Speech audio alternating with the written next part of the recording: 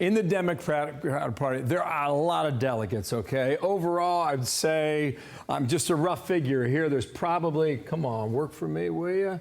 There we go. There's roughly 3,900, okay?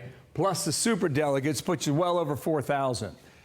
You need half to get the nomination, okay? As of now, you got 2,668 delegates that back Harris. She only needed 1,976 for a candidate who got zero primary votes, okay?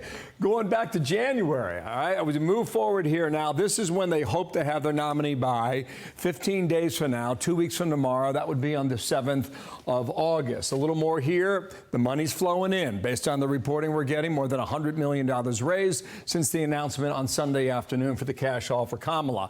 Now you've got this, the key endorsements, and man, they dropped like dominoes starting Sunday night into yesterday. There are about 24 Democratic governors. She's got the support of 23 right now. There's 51 Democratic plus 4 independent, including 4 independent senators who caucus with the Democrats. She's got the support of 41 of them right now. There are 213 Democratic House members. She's got the support from 186. So I'm going to come back over here. And Dana, remember we were on the air on Sunday afternoon. The Democrats I was talking to, some of them were hesitant about going forward with Kamala Harris. Yeah, the ones I was talking to as well. But, oh, well. So what I want to say is that between Sunday afternoon at 2 o'clock East Coast time and yesterday afternoon, they all got in line. Speed wins at this point in the game. Tim Waltz, Democratic governor of Minnesota. Sir, good morning to you. Thank you for your time. You may be in a swing state, sir, and we may be spending some time up there, so thanks for being here right now. Question for you. You can see it all over the New York Times, the opinion pieces there. Did Democrats move too quickly, Governor?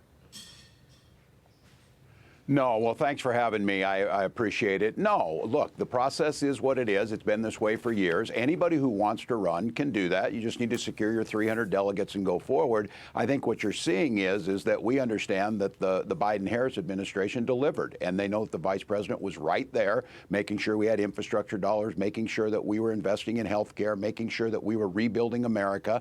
All of those things are part of the legacy that was part of this team. So, no, I think this is exactly what we thought would happen. Process is open. There's still time for anybody who wants to get in. I welcome them, and we'll get our nominee and on to November. Hearing what you said about the record of the Biden-Harris administration, if you look at this head-to-head poll from The Hill and Emerson, 45-45, Biden-Trump. So, I mean, Biden won pretty handily in 2020. So apparently the voters of Minnesota might like to have a different choice this year.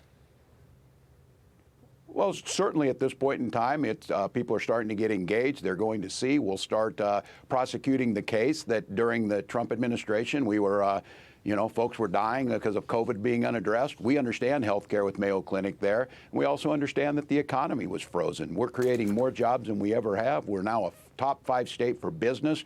We're seeing all kinds of new economic startup, especially around health care and clean energy. So we'll get the opportunity. And look, as of Sunday, it's a new race. Our candidate is now decades younger. Our candidate is able to go out there and make this case that we know is one that works with folks. Did age matter last week? I think age always matters. Certainly, age, there's no conspiracy around age. I think the president needed to make this decision. That's what folks were saying all along. I work with the president often. He was there to make sure that our flood recoveries were going. And I think he just looked at this and said, look, we've had a great run at this, but we've got a better candidate than the vice president. Here's J.D. Vance's first arrow that was fired yesterday in Middletown, Ohio, on Kamala Harris. The idea of selecting the Democrat Party's nominee because George Soros and Barack Obama and a couple of elite Democrats got in a smoke-filled room and decided to throw Joe Biden overboard, that is not how it works. You are welcome in the Republican Party, where we think we should persuade voters and not lie to voters. Come on in, the water's warm. You know, sir, you wonder, is there a certain irony to saying that Donald Trump is bad for democracy, when it looks pretty obvious that the Democratic Party leapfrogged the entire democratic system, and they did it in about 24 hours publicly? Look, the process has always been there. I welcome, if Sean or anybody wants to become a DNC delegate, you're welcome to. But what I know is, Democrats are ready to move when the situation warrants it. Look, it doesn't matter convictions. It doesn't matter failed policies. Republican Party stuck with Donald Trump. He's yours. You've got him. Welcome to it. Democratic Party can make our decisions. We pick our nominee. Look, if you don't like it, don't vote for it in November.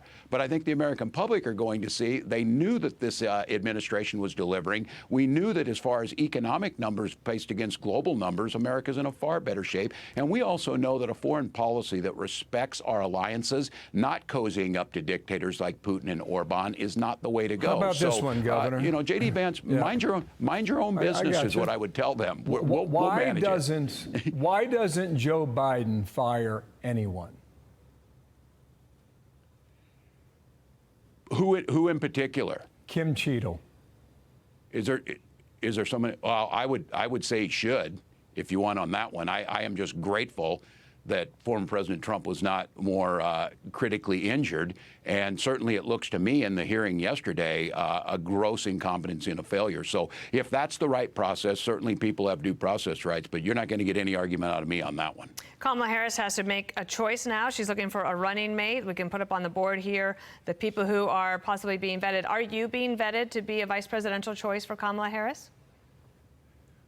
Look, I spoke with the vice president. I'm not going to get into exactly what we spoke about, but we have the same values. We believe we can win in the Midwest. I think what I'm most proud of is if you look at those folks you put up there, they're Democratic governors. That's because Democratic states are creating jobs. Democratic states are welcoming. Democratic states are protecting those personal freedoms, those things like reproductive rights, your ability to be able to marry who you wish to marry, those types of things that are basic American values.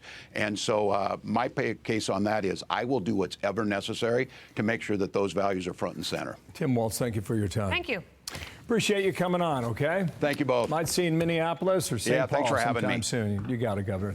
I'm Steve Ducey. I'm Brian Kilmeade. And I'm Ainsley Earhart. And click here to subscribe to the Fox News YouTube page to catch our hottest interviews and most compelling analysis.